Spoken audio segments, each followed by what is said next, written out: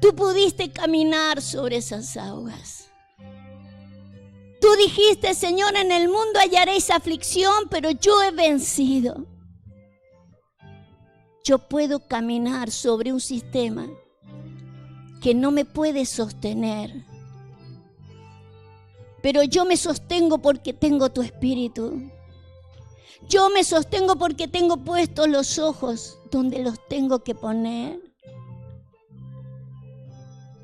Señor, sabemos que tu voz nos sigue llamando a los océanos, a poder caminar en medio de una sociedad donde no se nos hace difícil caminar.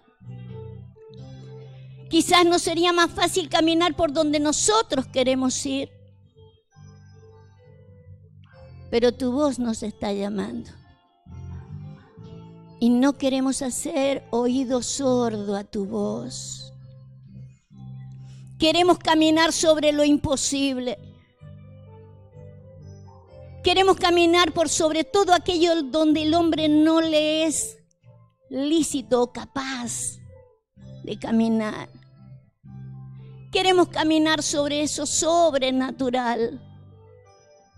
Porque si tú lo lograste, tú dijiste mayores cosas que yo harán. Por donde yo voy, yo quiero que ustedes vayan. Señor, tú nos llamas y nos dices que te sigamos por donde tú vas. Y este es el momento en que podamos responder. Señor, puedo cantar, tu voz me llama. Hoy puedo cantar, tu voz me llama. Pero quiero responderte, ahí voy, Señor. Espérame, Señor, porque quiero ir contigo. Porque quiero ir hacia donde tú me estás llamando. Aun cuando nadie pueda, yo sé que sí puedo hacerlo porque tú me estás llamando. No quiero escuchar ninguna otra voz. No quiero escuchar el ruido de los problemas, de las tormentas. No quiero escuchar nada de lo que se diga, aún de lo que están diciendo desde la barca. Quizás desde la barca le decían, Pedro, ¿qué haces? Estás loco, te vas a hundir. Mi voz me llama a las aguas en esta hora. La voz del Señor te está llamando a las aguas a esta hora. Te está llamando a los océanos. A lugares donde no caminaste nunca. Pero son lugares de gloria. Escucha la voz del Señor llamándote a una gloria superior a la que has vivido, a una gloria superior a la que has experimentado, donde no tenés miedo, donde no te superan los problemas.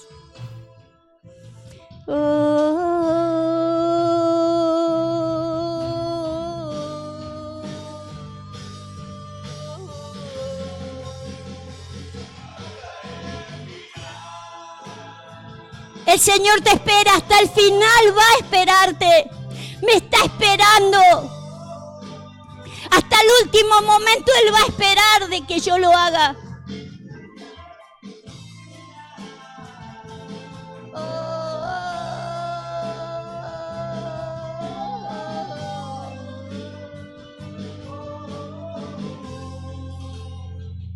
Hasta el final. Sí, Señor. Aleluya. Él siempre nos va a esperar. Y siempre nos va a llamar. Gracias, Señor. Gracias por tu voz, Señor. Aleluya. Dele un fuerte aplauso al Señor. Y lo único que tenemos que anhelar es poderle escuchar, ¿sí? Porque si no le escuchamos, no vamos a poder ir.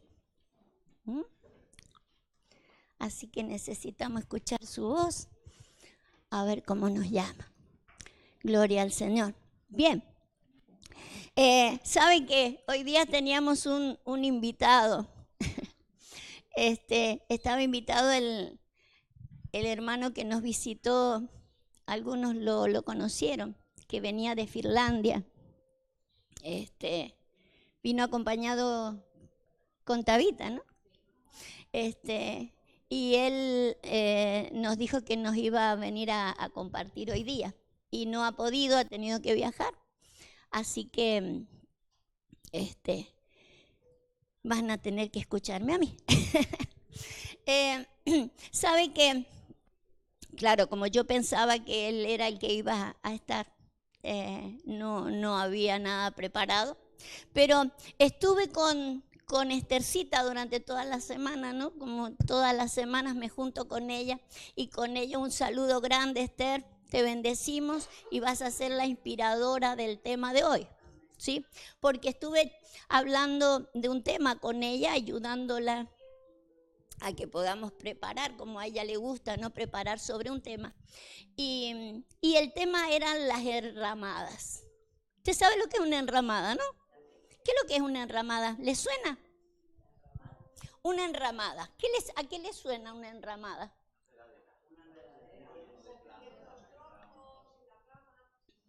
Uh-huh.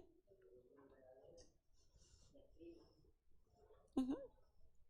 ¿Sabe que el pueblo de Israel celebraba la fiesta de los tabernáculos? ¿Sí? La fiesta de los tabernáculos, ellos lo que celebraban es que habían salido de Egipto, habían pasado todo un trayecto en el desierto, ¿sí? Viviendo bajo distintas circunstancias, ¿sí? Armando y desarmando sus tienditas y avanzaban. Entonces cuando el Señor les dijo hagan fiesta para recordarlo, se les llamó la fiesta de los tabernáculos o la fiesta de las enramadas, ¿sí? Entonces se ponían ramitas, cortaban ramas, hacían una enramada y se ponían abajo recordando ese trayecto. Un trayecto que no iba a regresar porque era un trayecto. Había pasado ese trayecto. Entonces yo le quiero hablar justamente de las enramadas. Vamos a tratar de no hacerlo muy largo, así le damos tiempito un poquito a que dé parte del testimonio, porque tendrá mucho para decirnos Sergio o Anabel, ¿sí? que tienen el testimonio de lo que han vivido allá en Honduras y nosotros somos parte de todo eso, ¿no? Estamos contentos, felices de todo lo que ellos han podido vivir y hacer en aquel lugar. Así que bueno, va a ser parte nomás lo que nos cuente, porque ya él tendrá oportunidad de predicarnos y de hablar sobre el resto del tema. Pero a ver que nos vaya diciendo algo, porque compartimos esa bendición que ellos han tenido allí, ¿sí?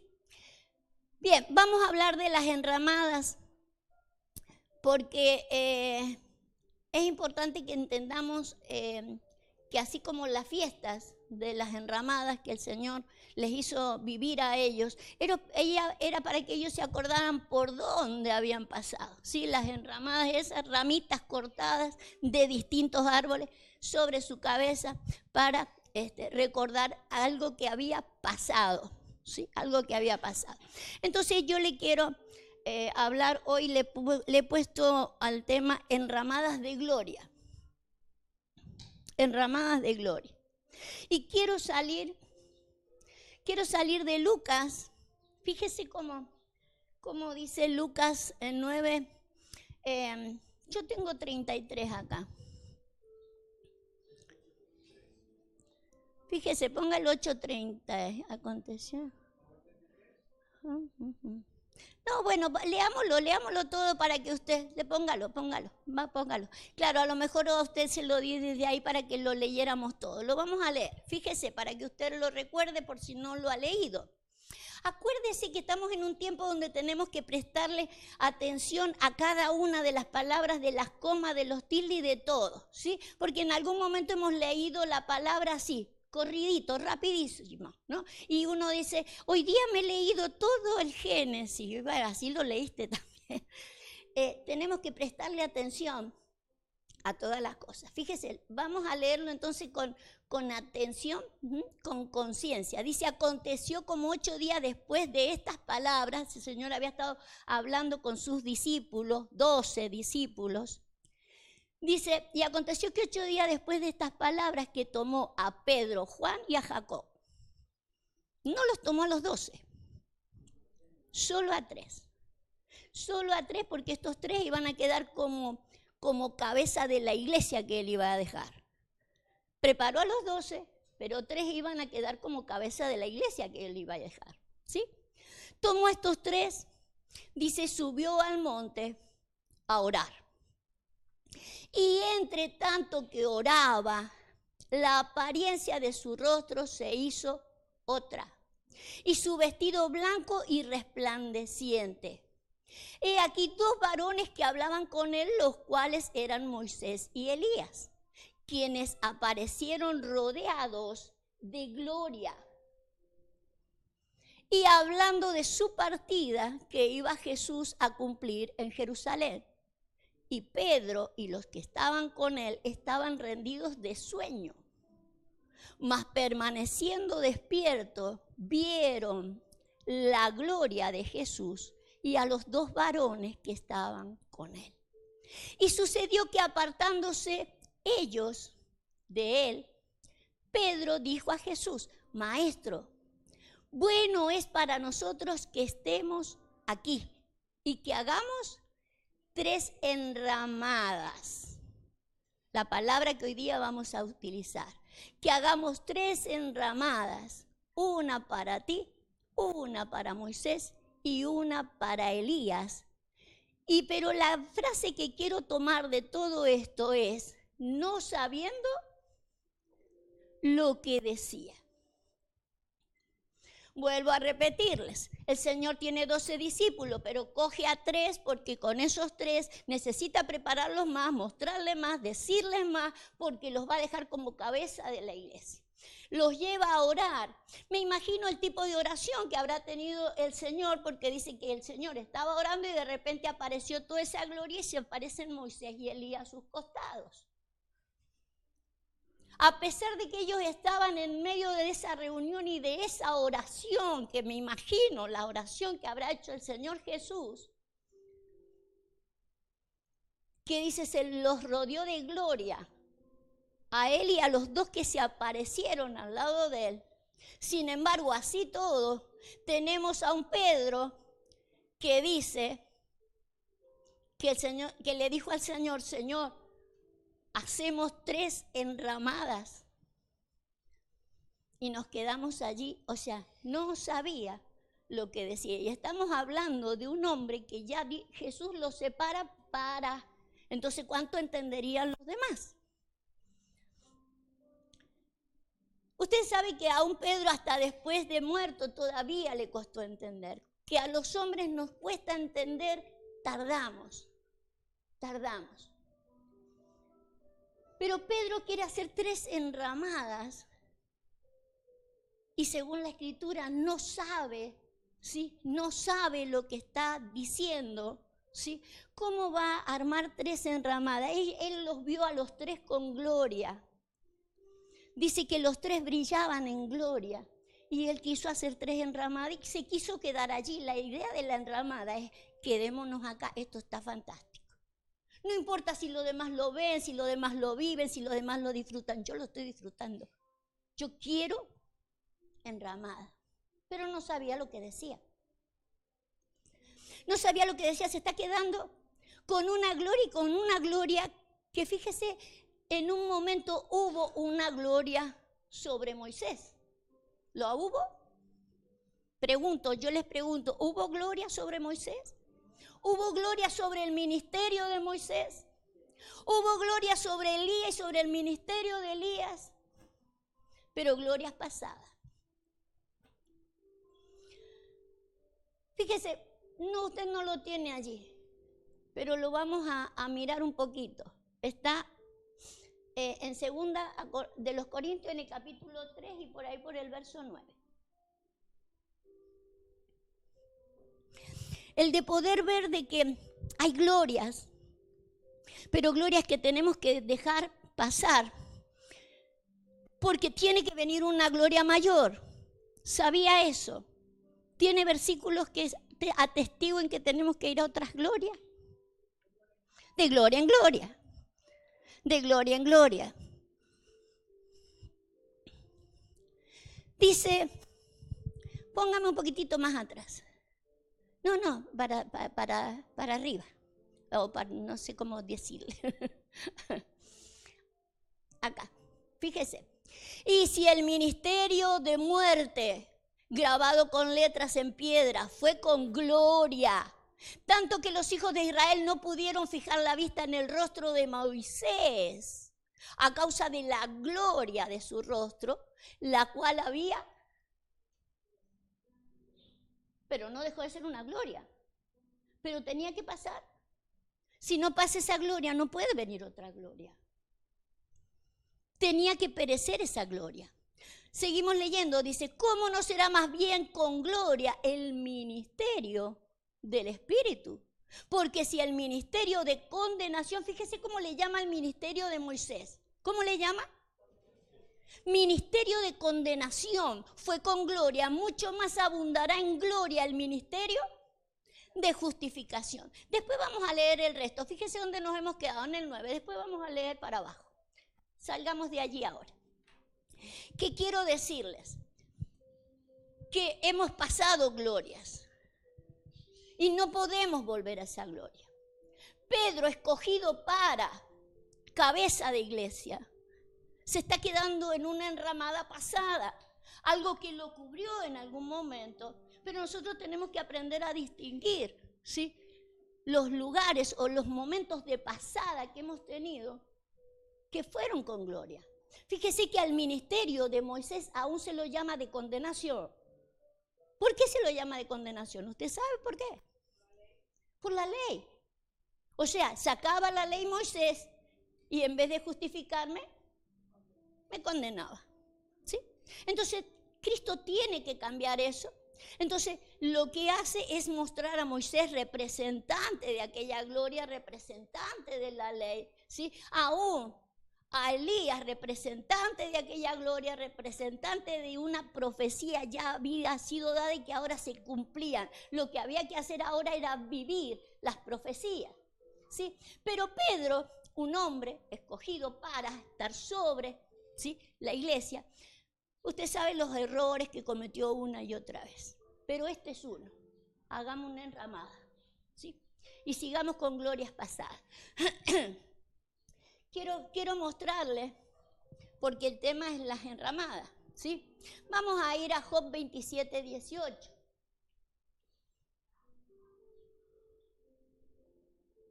Fíjese la idea para Dios de una enramada, de algo que es muy pasajero.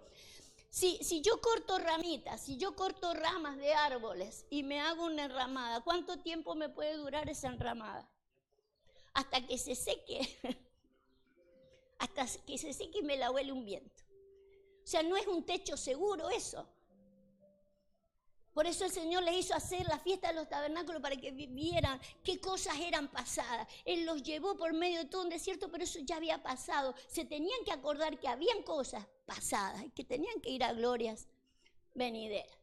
Dice, edificó su casa como la polilla y como enramada que hizo el guarda.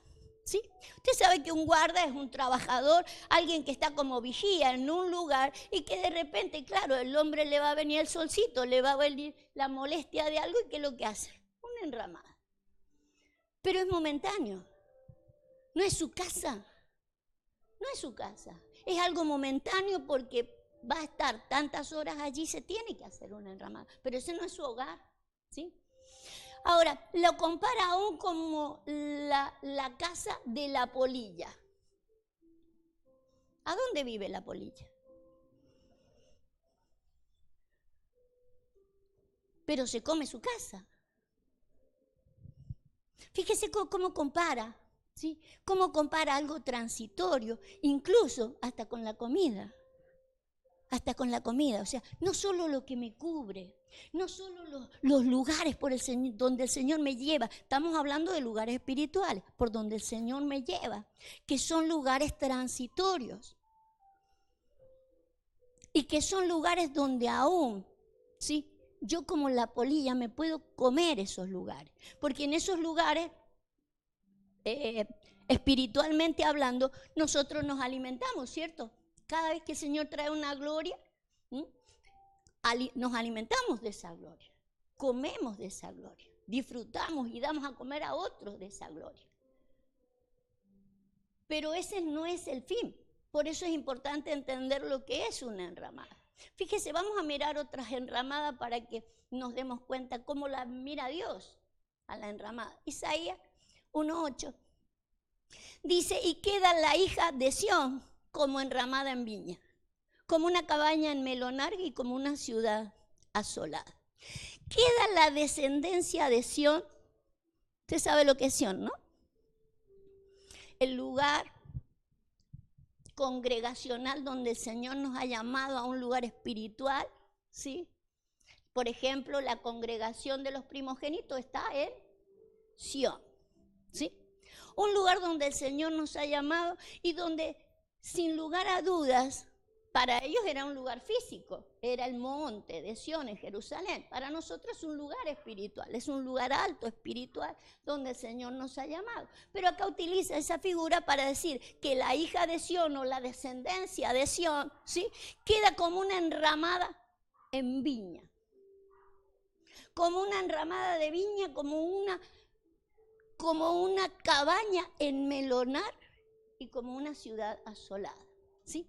O sea que la enramada no deja de ser no solo algo pasajero, sino algo que quizás en este caso, como se ve allí, puede ser algo fuera de mucho tiempo. Usted sabe que una enramada en viña y que se vendan melones abajo, no sé, los que viven en lugares como el que he vivido yo, que viví en Mendoza.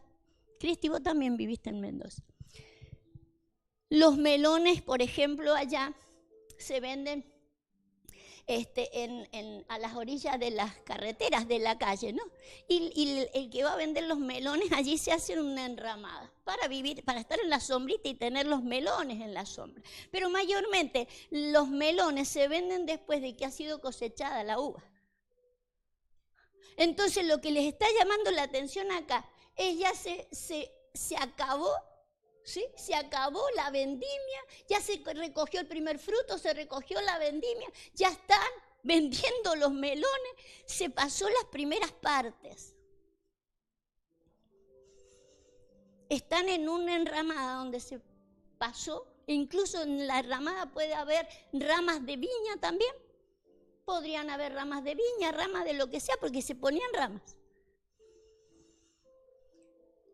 El de ver cuando Dios nos llama la atención de que las enramadas no tienen que durar, no deben de durar.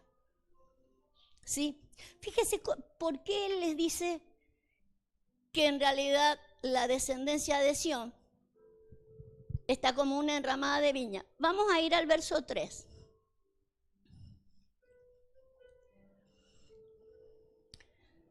Dice, el buey conoce a su dueño y el asno el pesebre de su señor, pero Israel no entiende, mi pueblo no tiene conocimiento. Lo primero que le reclamo a ustedes, no me han conocido. El problema de lo que hacen o lo que no hacen, lo que los motiva a hacer cosas, es que no me conocen. Y les reclama, hasta el buey conoce a su pesebre, a su señor.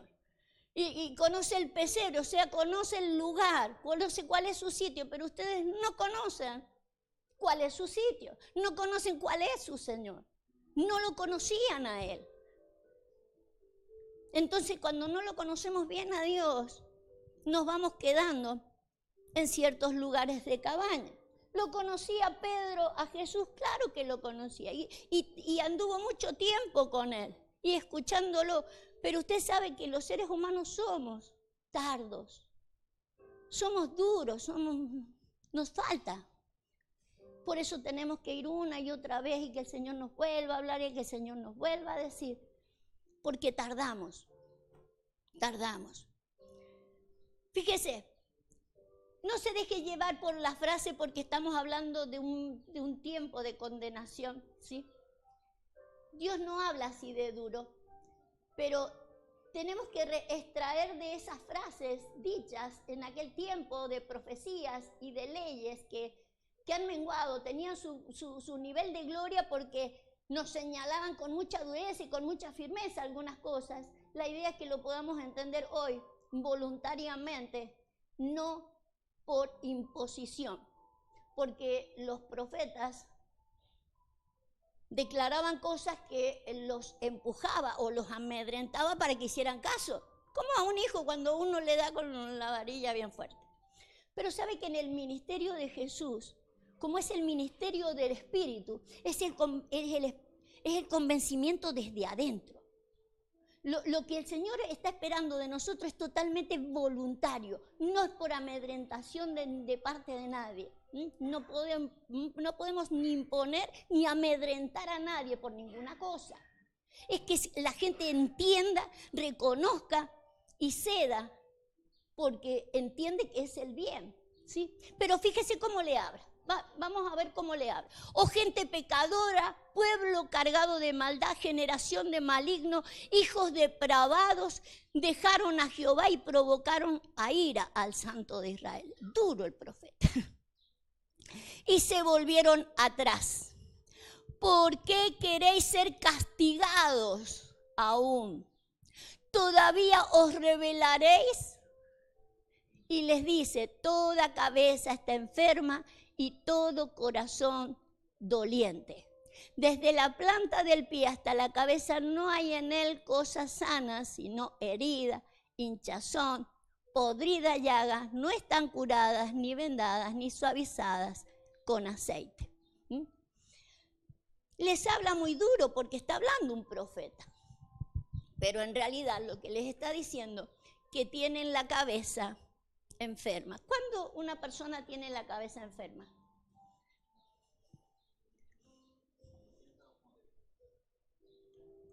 No le está funcionando el razonamiento.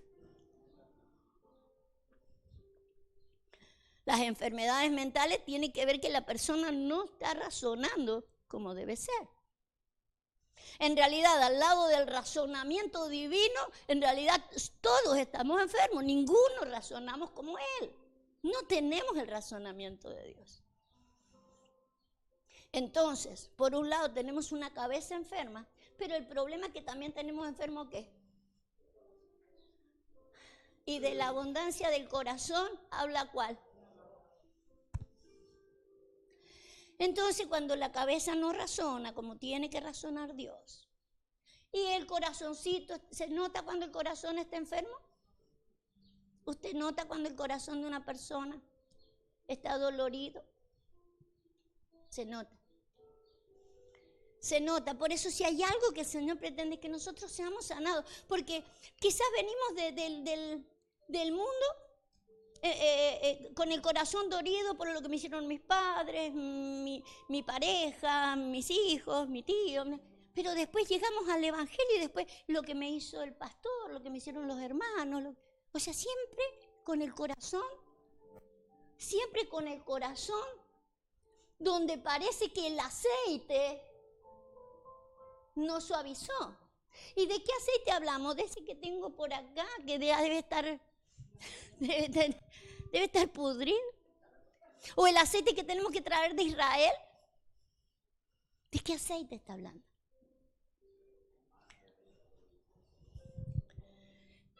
El aceite del Espíritu. Y el aceite del Espíritu, el aceite que sí va a hacer de que mi cabeza no esté enferma y que mi corazón no esté dolido, es el Espíritu del cual habla Isaías. Y vendrá el Espíritu de Jehová y con él traerá 7 espíritus más. Espíritu de sabiduría, consejo, temor de Dios, inteligencia. 7 espíritus que hacen que no solo mi cabeza esté sana, sino que esté sano mi corazón. Porque esto se trata de que yo entienda, de que yo razone. Yo me imagino a Pedro si en alguna oportunidad cuando Jesús le dijo, apártate de mí, Satanás, no se quedó dolido. Porque es duro que te digan una cosa así. No lo dice la Escritura. Pero acá lo vuelve a rebotar cuando le dice que no sabía lo que estaba diciendo. ¿Una enramada, Pedro? ¿Una enramada para Moisés y para mí a la vez? Otra enramada, Pedro, cuando son lugares por donde ya pasaste, que fueron con gloria, que tuvieron mucha gloria, pero que tienen que ser pasadas. Porque si no paso una gloria, no podré ver la siguiente. No me puedo hacer una enramada. Necesitamos suavizar algunas cosas, pero justamente tengo que ver qué espíritu es el que me suaviza esas cosas, que me va a hacer razonar, entender y hacer que mi corazón no esté dolido, porque si no, de la abundancia del corazón después hablo. Y hablo como un ser humano dolido. Y hablo con una mente que no está razonando. Y que es más, que lo está contradiciendo a Dios, porque estoy haciendo enramadas en un tiempo donde yo ya debería haber dado fruto y una gran cosecha. Vendiendo melones fuera de tiempo. Jonás, vamos a verlo a Jonás. Quizá usted nunca lo vio a Jonás bajo la rama. Anoche Juan miraba a Jonás adentro.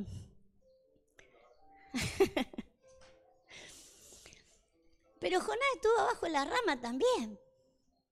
Y fíjese, porque nos tenemos que identificar con Jonás siempre y en todas las cosas. Así como nos tenemos que identificar, y lo hicimos la semana pasada o la otra, no me acuerdo, con Job, ¿no? Que decíamos, nunca habíamos visto a Job en la ignorancia.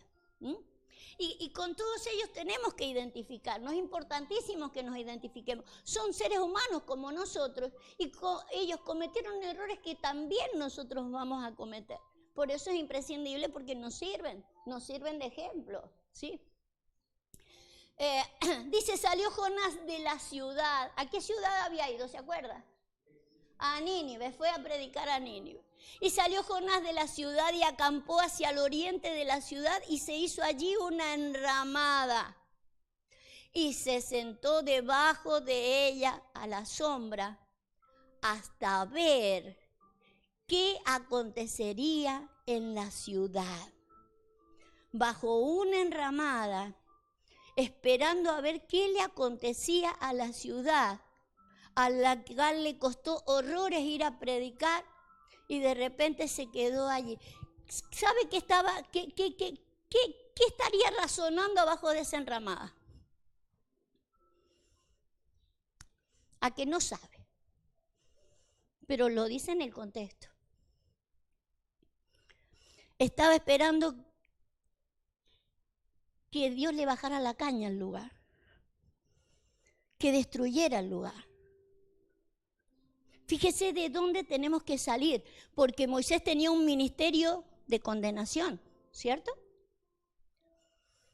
Entonces fíjese que si el Señor separa, ya lo vamos a volver a leer ahí en Corintios, el ministerio de condenación y el de justificación.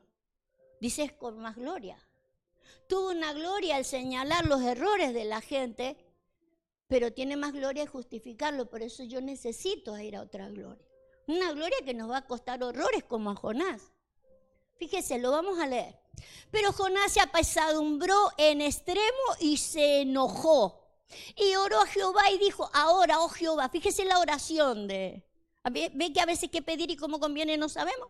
Fíjese la oración y con qué atrevimiento se va a orar así delante del Señor. Y oró a Jehová y dijo, ahora, oh Jehová, ¿no es esto lo que yo decía estando aún en mi tierra? Por eso me apresuré a huir a Tarsis. Se está justificando delante de Dios. Yo me quería ir, no quería ir ahí. Dice, porque sabía yo que tú eres Dios clemente, piadoso, tardo para enojarte y de grande misericordia y que te arrepientes de él. O sea, enojado con Dios porque es bueno. Porque quería perdonar a Nínive. Fíjese, enojado con Dios y bajo su techito, bajo esa enramada, enojado con el mismo Dios, porque dice, por eso no quería ir a predicarles. Porque claro, lo que Dios le dijo que fuera a predicar es de aquí a 40 días yo voy a destruir el lugar. Y él lo que quería es que destruyera el lugar. ¿Y fue a predicar qué entonces? Ahora fíjese, la gente se arrepintió, la gente de Nínive se arrepintió. Y él se quedó allí y angustiado pensando, ahora Dios los va a perdonar. Fíjese qué mentalidad. Pero qué mentalidad de la cual vamos a tener que salir los cristianos. Porque yo veo que hay más gente esperando de que el mundo sea destruido a que Dios provoque un arrepentimiento en la gente. El ministerio de condenación fue con gloria, era el de Moisés. Era el de que señalaba todo lo que nosotros no hacíamos. Esto no lo hacemos, esto tampoco, acá no cumplía, allá tampoco. Ministerio de condenación. Pero viene Jesús con un ministerio de justificación.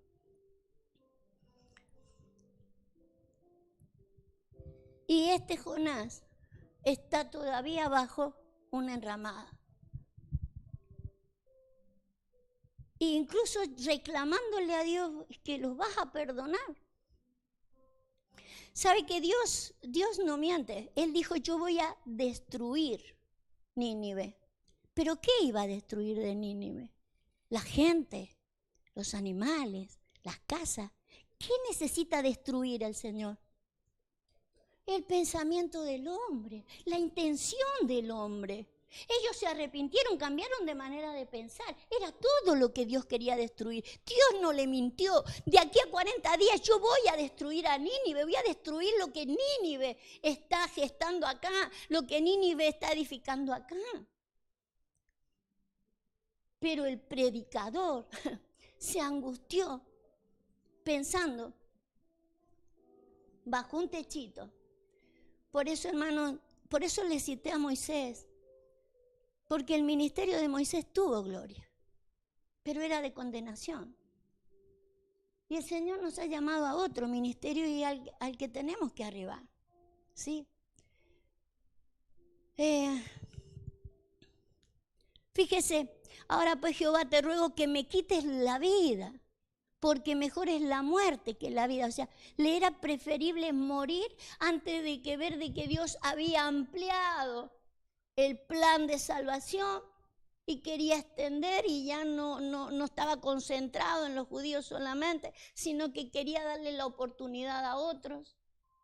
Y ustedes saben que, seamos sinceros, dentro de nuestra mente enferma, nosotros hemos descartado a mucha gente. ¿Por qué? Porque manejamos más el ministerio de condenación que el de la ley.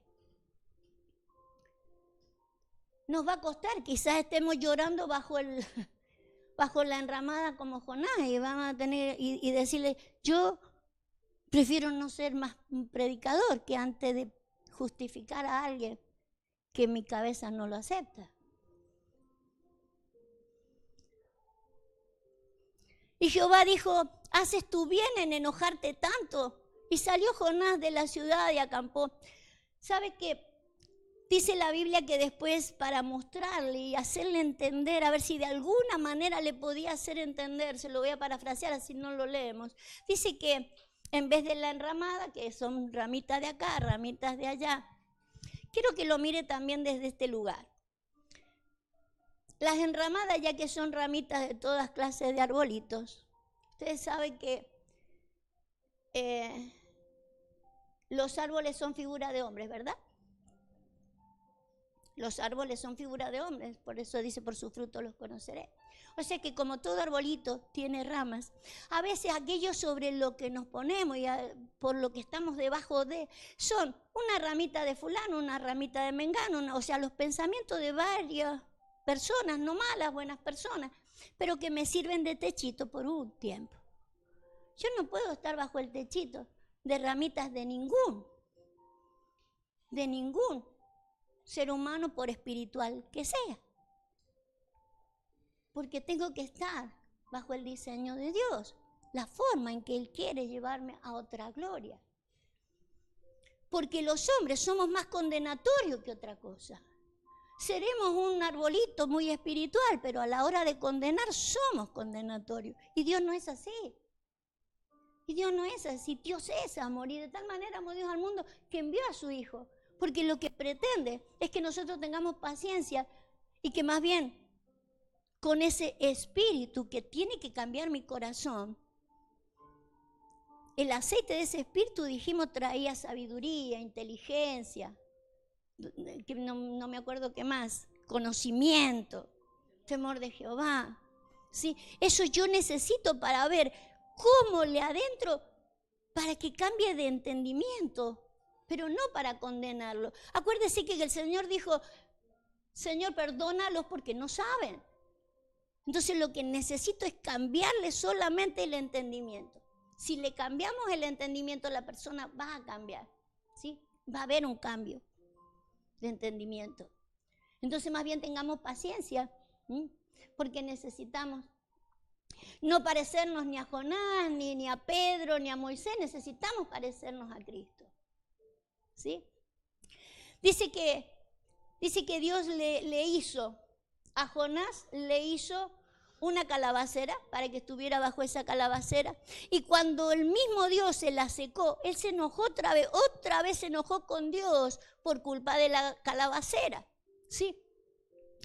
Por lo cual Dios le tiene que decir, mira, Jonás, vos estás enojado y has llegado hasta llorar por una calabacera y vos pretendés que yo destruya a toda una nación que yo la creé.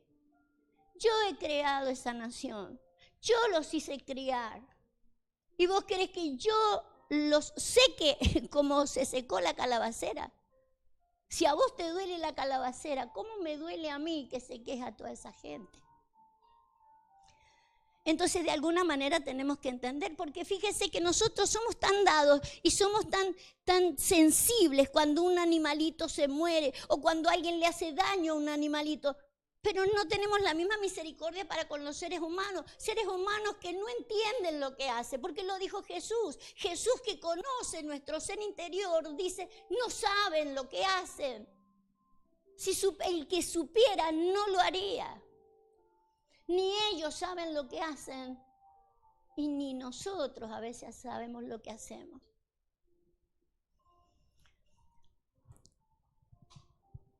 Tenemos que cambiar y tenemos que ver. Vamos a terminar con este versículo, Lamentaciones 2:6.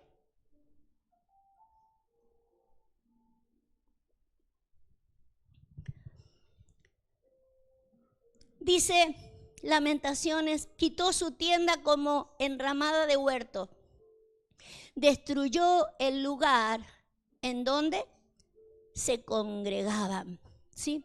Lo destruyó porque en realidad no dejaba de ser una enramada. Que Dios destruya el lugar donde nos congregamos no tiene que ver con las paredes en las que la gente se junta. La congregación donde nos reunimos es en nuestro entendimiento. Por eso la Biblia puede hablar de la congregación de Sión. No es un lugar físico, es un lugar espiritual, donde está gente que piensa de una manera distinta. Dice, tienen un espíritu perfecto, entonces piensan distinto. Son los primogénitos, entonces piensan distinto. Sión o una congregación no es un lugar físico. Es el lugar donde Dios nos está reuniendo en un entendimiento. Entonces es probable que alrededor nuestro, como alrededor de Jesús, había gente que estaba siendo preparada para quedar como cabeza de iglesia. Pero usted ve a Pedro. Menos mal que el Señor conoce a Pedro y sabe que va a cambiar. Pero si no, no era para dejarlo al frente, ¿verdad? Pero como Dios tiene confianza en nosotros, ¿sí? Y sabe que lo que hemos pensado en algún momento vamos a dejar de pensarlo. Que la forma en la que predicaba Jonás, por ejemplo, no era la mejor forma, o la oración de Jonás no es la mejor oración. Jehová ha hecho olvidar las fiestas solemnes, ¿sí? Porque justamente buscaban las enramadas esas, y los días de reposo en Sión, y en el ardor de su ira ha desechado al rey y al sacerdote. ¿Sí? Si hay algo que no queremos que el Señor nos deseche. De hecho, lo que tenemos que comprender, conociendo el corazón del Señor, no es que Él nos deseche, ¿sí? Sino que lo que desecha en nosotros es nuestro pensamiento, en nosotros y en cualquiera. Lo que desecha es un pensamiento. Entonces lo que quiere es cambiarlo. Cuando el Señor nos ha llamado como reyes y sacerdotes, cuando mi pensamiento, sí, no es el correcto, Él desecha el pensamiento. ¿Y qué es lo que va a hacer? Lo va a cambiar por el pensamiento correcto, el de un rey correcto. Va a sacar el pensamiento de un sacerdote incorrecto para ponerle un sacerdote correcto. No cambia a la gente, le cambia su pensamiento, le cambia su corazón.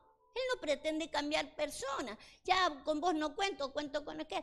No, pero sí, va a cambiar nuestra enramada. Va a cambiar las glorias por donde nosotros andamos. Si nosotros no cambiamos las glorias por donde vamos, no cambia nuestro pensamiento. Necesitamos que Dios nos cambie, porque Él nos ha llamado a vivir lo que Él vivió, a disfrutar lo que Él disfrutó. No como los que anduvieron con Él. Los que anduvieron con Él se equivocaron. Así como nosotros andamos con Él y nos equivocamos. La idea es que nuestra meta sea ser como Él. Yo hoy me voy a identificar con Jonás, me voy a identificar con Pedro, me voy a identificar con Moisés, me voy a identificar con todo eso. Pero eso es una gloria pasada, ¿sí? Con muchos errores y necesitamos ver los errores. Él dice que va a destruir. ¿Cómo decía? A ver. Bájelo. Destruyó. ¿Sí? Quita la enramada y destruye el lugar donde nos congregamos. Vuelvo a repetir. Es un lugar donde pensamos de una manera. Tiene que ser destruido. Es imposible que ese lugar quede allí, tiene que ser destruido. No deja de ser una enramada, algo que tiene que ir más allá. Vayámonos a esa de Corintios, vámonos ahí, de segunda a los Corintios, para que leamos un poquito más sobre las distintas glorias que hay ahí. Dice, porque el ministerio de condenación fue con gloria, mucho más abundará en gloria el ministerio de la justificación. Porque aún lo que fue glorioso, no es glorioso en este respecto, a comparación con la gloria más eminente. Porque si lo que perece, ¿sí? Hay glorias que van pasando, perecen. No dejan de tener gloria, pero perecen. Mucho más glorioso será lo que... Vamos a lo que permanece, tenemos que ir a lo que va a permanecer para siempre. Todas estas cosas van pasando. Dice, así que teniendo tal esperanza usamos de mucha franqueza. Y no como Moisés, que ponía un velo sobre su rostro, para que los hijos de Israel no fijaran la vista en el fin de aquello que había de ser abolido. ¿Sí? Él se ponía un velo. ¿Nosotros qué tenemos que hacer? Quitar velos. Revelación. Revelación. Sin revelación no vamos a poder ir más allá. Dice, el entendimiento de ellos se embotó, porque hasta el día de hoy, cuando leen el antiguo pacto, les queda el mismo velo no descubierto, el cual por Cristo es quitado, pero me lo tengo que dejar quitar. Tengo que recibir la revelación. Y aún hasta el día de hoy, cuando se lee a Moisés, el velo está puesto sobre el corazón de ellos. Pero cuando se conviertan al Señor, el velo se quitará. Fíjese que convertirse al Señor es que a mí se me revele, que me quiten el velo, que se me revele y que pueda ver lo que Dios ve. Y no solo ver lo que Dios ve. Fíjese lo que dice acá. Pero el Señor es el Espíritu, y donde está el Espíritu del Señor hay libertad. Por tanto, nosotros todos mirando a cara descubierta, como en un espejo, la gloria del Señor, somos transformados de gloria, en la misma imagen del Señor. No con la imagen de Moisés, no con la imagen de Pedro. La revelación justamente viene a que yo realmente en el espejo, este espejo que hemos estado abriendo, la Biblia, pueda mirar de que me parezco a Moisés en mucho, me parezco a Jonás en mucho, pero yo tengo que ir a mayor gloria. Mi imagen tiene que ser la del Señor, ¿sí? Pero para eso me tengo que quitar un montón de velos que están puestos. Vamos a orar. Señor, te damos gracias, Señor, por tantos tiempos vividos, tantos tiempos pasados. Señor, tú los llamas gloria, nosotros los llamamos gloria. Pero gracias, Señor, porque tú nos llevas de gloria en gloria. Gracias porque tú nos quitas el velo. Porque convertirnos a ti no es aceptarte como mi Salvador. Convertirme a ti es quitar el velo y buscar no la imagen, no aquello que me asemeja solamente para quedarme allí en cómo me parezco a Pedro, en cómo me parezco a Jonás. Quiero parecerme a ti. Porque quiero manejar el ministerio del Espíritu. Porque quiero manejar el ministerio de la justificación. Porque quiero llevar a la gente a donde quieres tú que las lleve. Porque quiero caminar sobre los océanos, Señor. Algo que nadie podía hacerlo, solamente poniendo la mirada donde hay que mirar. Solamente repitiendo lo que hay que repetir. Tus pasos, Señor. En tus manos gloriosas quedamos, Señor.